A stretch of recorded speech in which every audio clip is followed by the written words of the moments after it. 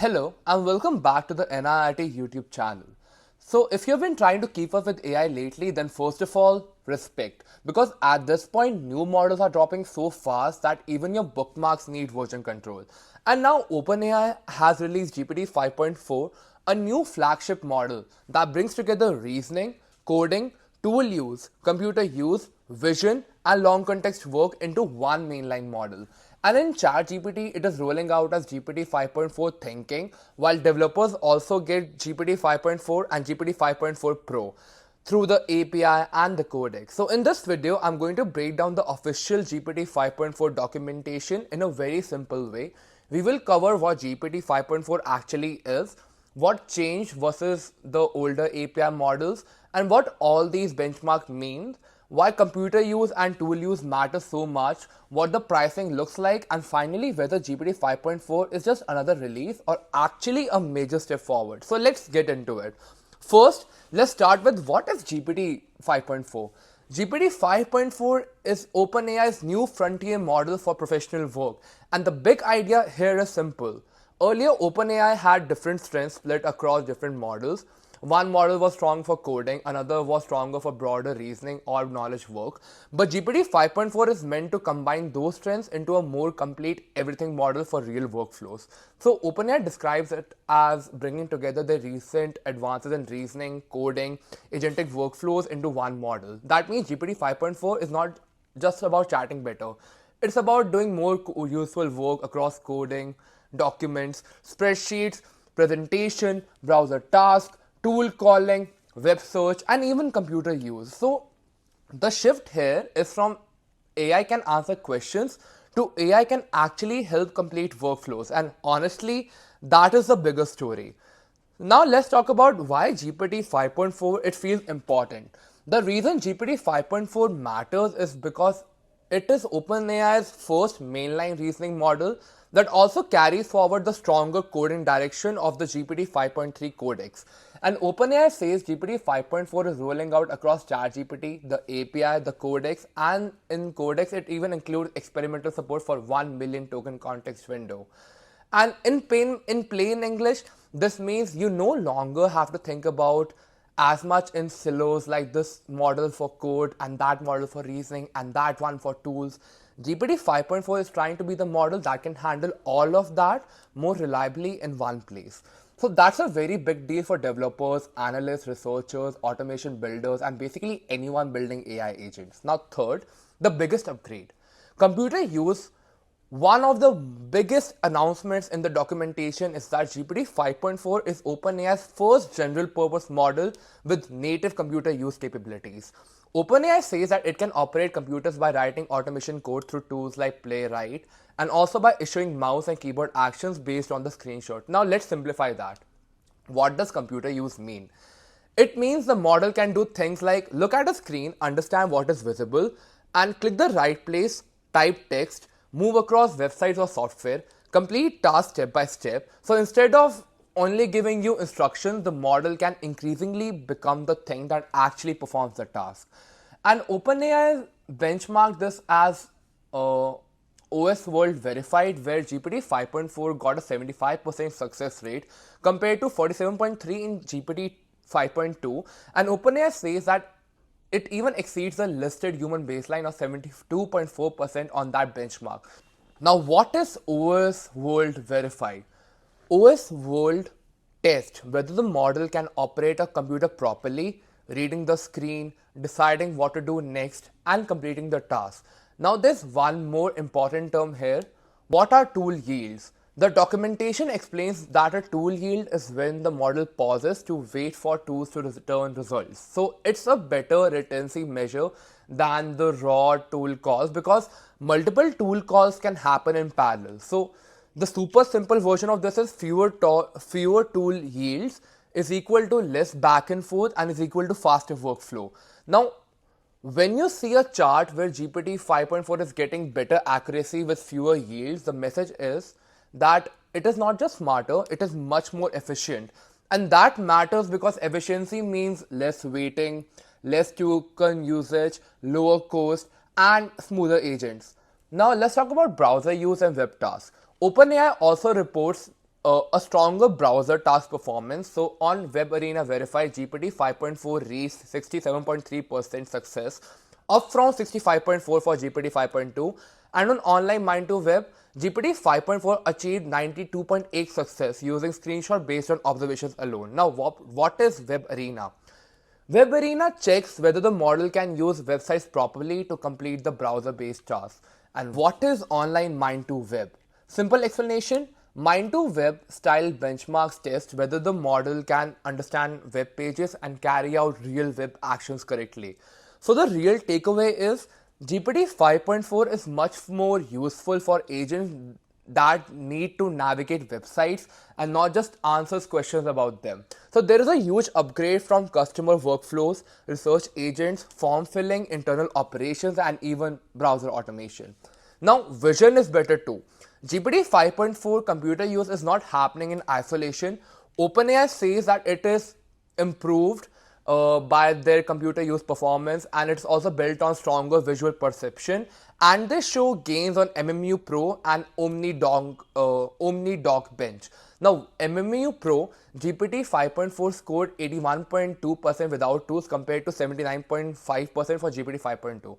Now what is MMU Pro? Now MMU Pro checks whether the model can understand and reason about images, diagrams, charts, and visual information. So if that score goes up, it means the model is getting better at seeing, interpreting, and reasoning from visuals. Now, what about OmniDoc Bench? So on OmniDoc Bench, GPT 5.4 got an average error of 0.109, which improved from 0.140 for GPT 5.2.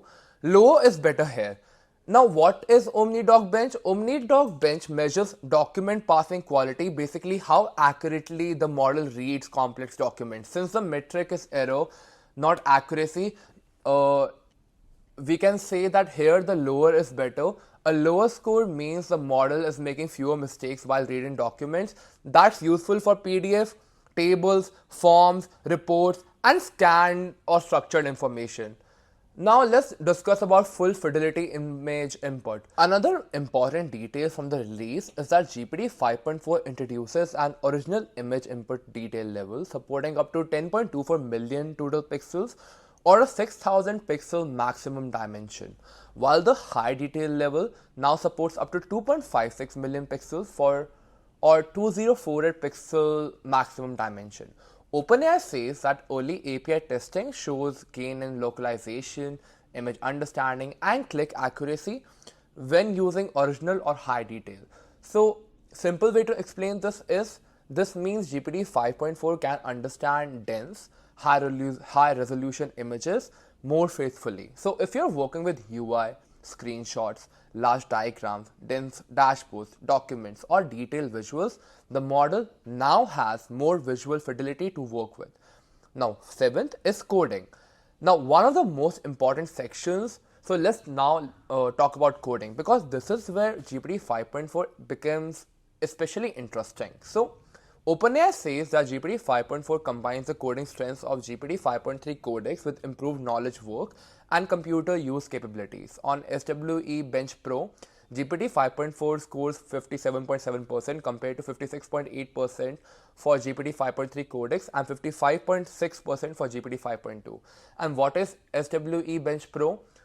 So SWE bench tests whether a model can solve real software engineering tasks and not toy coding questions, because actual code base can cause problems, and that is why this benchmark matters most than random coding demos.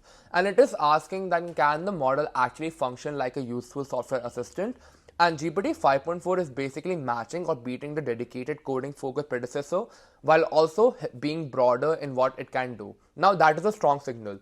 OpenAI also says that in Codex and fast mode with GPT 5.4, it can deliver up to 1.5x faster token velocity, and the API can access similar faster processing through priority processing. So the message here is not only better coding but faster iteration too. Now our eighth is Playwright Interactive and real development workflow. So OpenAI is also releasing an experimental Codex skill called Playwright, and according to OpenAI, this allows Codex to visually debug web and Electron apps and even test an app while it is building it. And that is a very important idea because now the model is not just writing the code, it can also help inspect what the app looks like, test what happens when the buttons are clicked, verify if the flows work, and debug visually. And that is much closer to how real software development actually works. And OpenAI's own examples include building interactive experiences like a theme park simulation game, an RPG, and other rich front-end output using GPT 5.4 plus tool workflows. So for the front-end builders, this is not just write me a component, it's moving forward, build, inspect, test, and improve. Ninth is tool use. So this is one of the most useful parts of the release if you care about AI agents. So OpenAI says GPT 5.4 has improved how model can work with external tools. It can handle larger tool ecosystem, choose their tools more reliably, and complete multi-step workflows with lower cost and latency. Now that is actually pretty massive because once you move from a simple chat to a real automation, the problem is no longer just can the model think. The real question becomes, can it pick the right tool at the right time in the right order? And that is where GPT 5.4 seems to be improving a lot. Now 10th is tool search.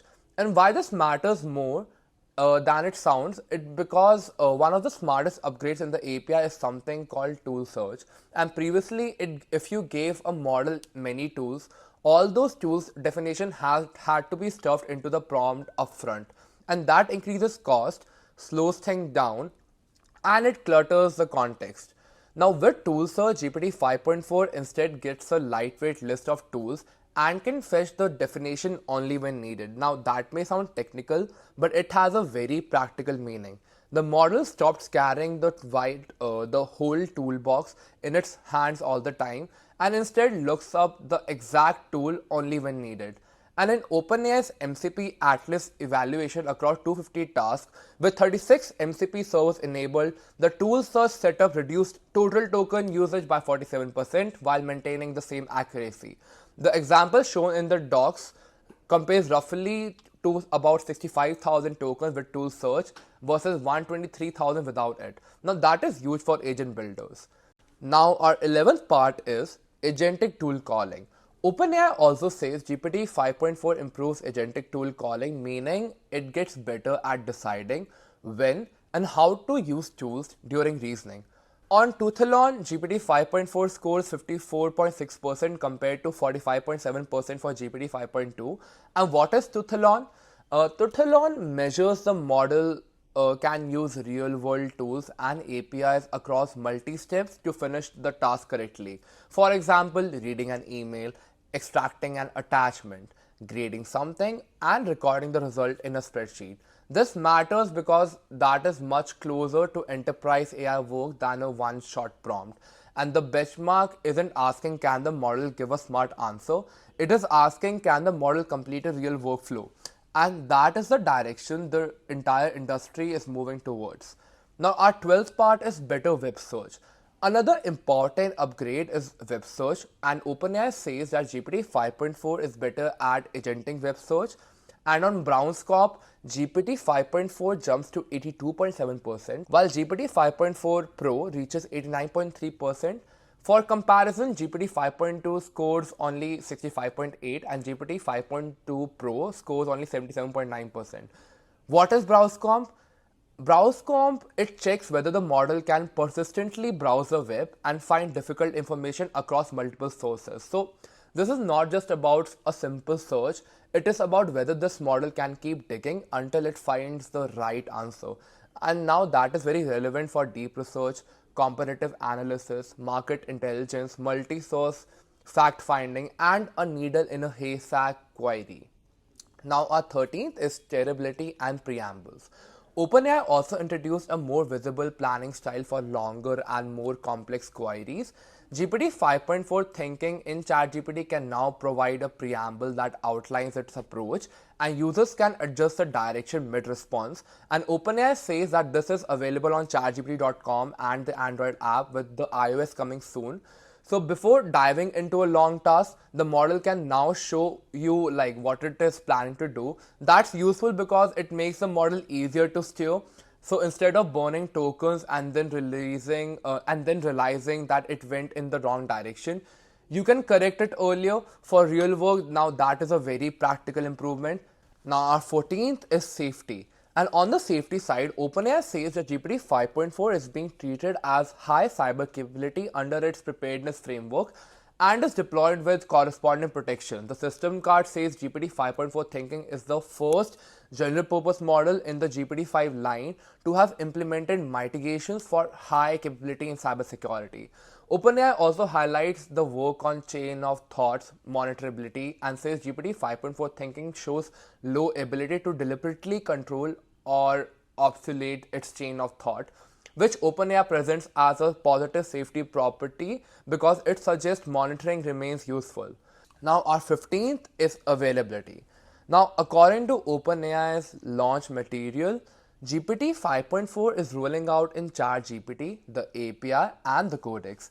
And in ChatGPT 5.4 thinking is available to Plus, Team, and Pro users. So, replacing the GPT 5.2 thinking. And GPT 5.2 thinking will remain in the legacy model for paid users for 90 days, and OpenAI's help article says that it will then be retired. Now, OpenAI's announcement also states that enterprise and edu users can enable early access via admin settings, and GPT 5.4 Pro is available to Pro and enterprise plans. So, in practical terms, paid users get access first. Legacy would stay the same for a limited period, and enterprise admins can control the rollout. And pricing. So yeah, let's talk about the painful part, and now the part everyone suddenly becomes attentive for: pricing. So according to OpenAI's pricing docs, the standard API pricing for GPT 5.4 is $2.50 for 1 million input tokens, $0.25 for 1 million cash input tokens, $15 per 1 million input tokens, and for GPT 5.4 Pro, the pricing is $30 per 1 million input tokens and $180 per 1 million output tokens. So as compared to GPT 5.2, GPT 5.4 is much more expensive. GPT 5.2 input was $1.75, GPT 5.4 is $2.50, GPT 5.2 output was around $14, and GPT 5.4 output is around $15 per million tokens. Now, OpenAI argues that even though per token pricing is higher, GPT 5.4 can still reduce the total cost in many workflows because it is much more token efficient, especially in tool heavy systems. So, the correct summary is not GPT 5.4 is cheaper, it is GPT 5.4 is much more expensive per token, but can be more efficient for actual workflows. So this is a much smarter way to frame this. So now let's talk about what is the real takeaway. Here's the real takeaway. GPT 5.4 is not just another incremental chatbot update. What OpenAI seems to be doing here is building a model that is much better suited for actual work, coding, tool use, web browsing, document handling, computer control, and long multi-step tasks. And that is why this release matters, because the future of AI is not just ask a question, get an answer. The future is give a goal, let the model reason, use tools, navigate software, verify result, and complete the workflow. And GPT 5.4, it looks like a serious step in that direction. So if you were wondering whether GPT 5.4 is worth paying attention to, the answer is yes. It combines stronger coding, stronger tool use, better computer interaction, better web search, stronger vision, and more usable workflow intelligence into one model. Is it perfect? No. Is it cheap? Also no. But it is one of the clearest signs yet that AI is moving from conversation to execution. Absolutely. So if you found this breakdown useful, make sure to like, share, and subscribe to the NIIT YouTube channel for more deep dives on AI, tools, workflows, and the future of work. And let us know in the comments, would you use GPT 5.4 more for coding, research, automation, or everyday work? Now, thanks for watching, and I will see you in the next one.